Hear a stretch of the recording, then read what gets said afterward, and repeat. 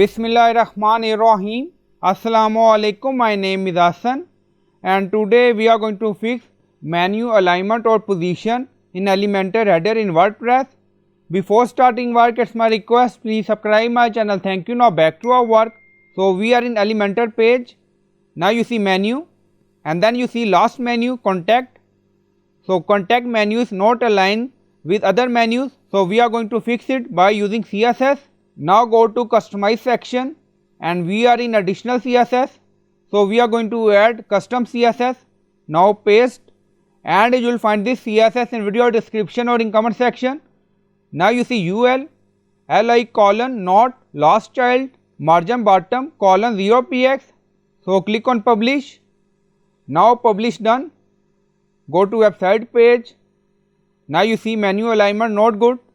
Our last menu is not aligned with other menu. Now refresh the page. Now you see our menu alignment is good. So just add custom CSS. So I hope you like this video. Please like, comment, share, subscribe. Thank you for watching.